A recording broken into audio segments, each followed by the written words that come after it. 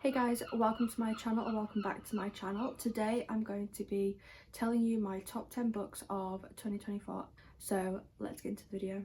Hope you all had a great Christmas if you celebrate it, and New Year's. I just can't believe it's 2025. It's crazy. It feels like 2024 went by so slow but then so fast. I don't know, like the start of the year felt like it went really slow, and then for me, like from September onwards, it felt like it went so fast when I was at uni. Being in second year, like, had so much work to do. Yeah, I was just swamped with work. That's kind of why I haven't posted a video on here in a while, because I just didn't have the time at all. Yeah, so I'm starting my second semester in a couple of weeks, and I'm really nervous about it. I've got some uni work to do at the moment and I'm just like so stuck with it, but anyway, I thought I would do a video, do a book video, because you know they're my favourite to do, and I'm supposed to be doing work now but I'm procrastinating. But yeah, this is my top 10 favourite books of 2024.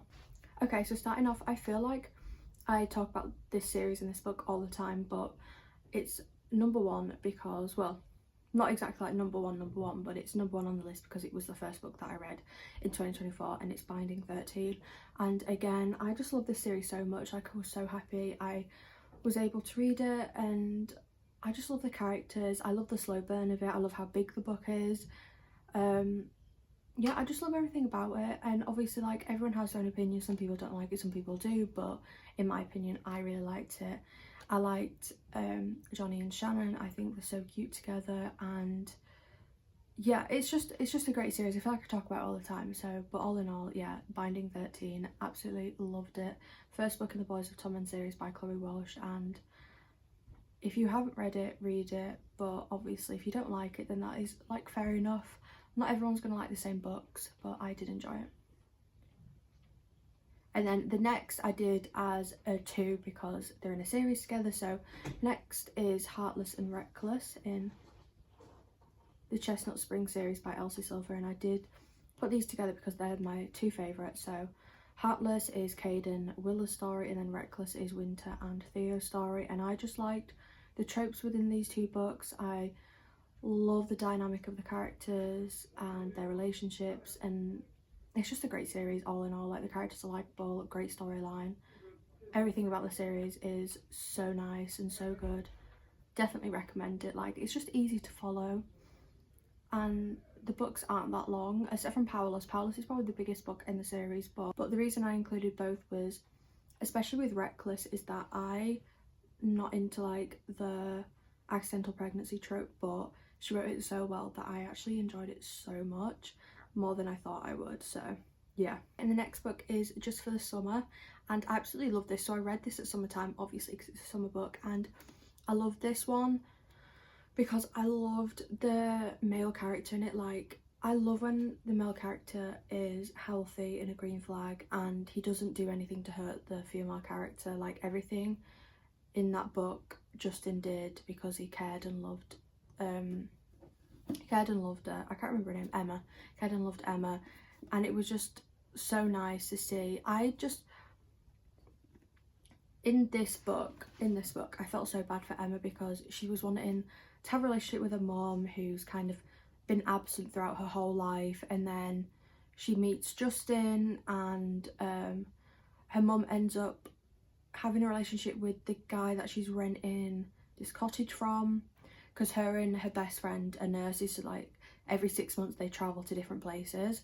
So this time she ends up in a place where Justin is, and yeah, it's so cute, but so sad as well because of the dynamic with her and her mum. Like, I just wanted Emma to cut her mum off so bad because her mum was just awful, but I'm so glad, like, in the end everything worked out. And yeah, it is such a good book, so I definitely recommend.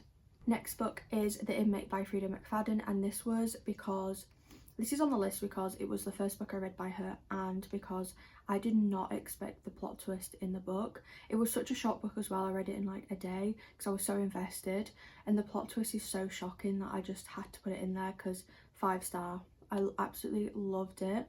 So this is about a psychiatrist who goes to work in a prison, and her ex is actually housed within this prison, and she was the person that put him there, so she's kind of scared that she's going to bump into him. So it goes from past to present of her, past of like what happened and why he's in prison, and then present as like her being in the prison and being the nurse. So yeah, it's really good. I did not expect anything that happened. It was, yeah, so good. The next book is All Roads Lead Here by Mariana Zepeda, and love her books because all her books are pretty much slow burn books, and I love slow burn so much. So this book, absolutely loved it. He's a single dad. She rents out like the apartment above the garage at his house, and he didn't know about this because his son does it, and then it's a whole thing. She ends up staying there, and yeah, it's just like their romance playing out, and yeah, loved it so much. I think that was quite a chunky book, but if you love a slow burn, then definitely recommend it. The next book in the list is Fallen, and this was my favourite that I read at the end of the year because, well, I've been wanting to read it for ages, and I finally had the time, sat down, read it, loved it because I love the movie, wanted to read the book, we'll read the series, so started it, finished it, loved it, and now I'm on to the second one in the series, which is Torment in the series, and I don't have it with me right now, but it's back at uni, so when I go back to uni, obviously I'm going to continue the series. This is a like dark fantasy because they're all like angels, and it's all about like Lucifer and like the fallen angels and all that. It's really, really good. I would recommend watching the movie because the movie is really good, but yeah, such a good series, absolutely loved it. Like, I think the first time I watched the movie I was shocked by like the plot of the movie, or the plot of like the book.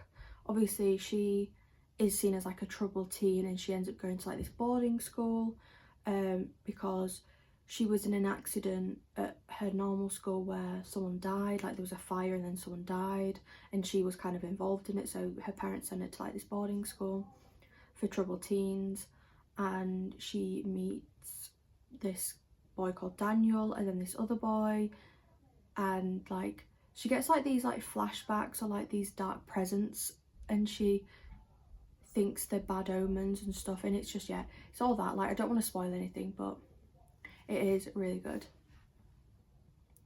Next is The Paris Apartment. I think I rated this 4-star. Like, it wasn't 5-star, but it was 4-star, and I enjoyed it enough to put it on the list. So I wasn't going to read this, but then my friend said, like, recommended it because she had read it, and I had it on my shelf, and I was just like, should I read it, should I not? So glad I did. So this girl, she travels to Paris, Paris, to see her brother, who obviously has an apartment within like this complex, and so she goes to it, and when she goes to his apartment he's not there, and everything's just really weird. Like, she keeps asking people within the complex if they'd seen him and if they saw anything weird and if they know where he's gone, and no one could say, like, give her like a proper answer. Everyone was acting a bit strange, so she kind of had to find out for herself what had happened. And yeah, so the storyline is great, and then the plot twist is amazing. Like, I did not expect this plot twist at all. Like, I was shocked, so that's why it's on the list, because of the plot twist. And then I have to say, it's great if you love short chapters. Like, the chapters are so short. I think the chapter certainly is like 2 or 3 pages long, and I love that because I hate such long chapters. So that was also a bonus with the book. Yeah, definitely recommend that as a thriller. If you are wanting a new thriller to read, I definitely recommend that one.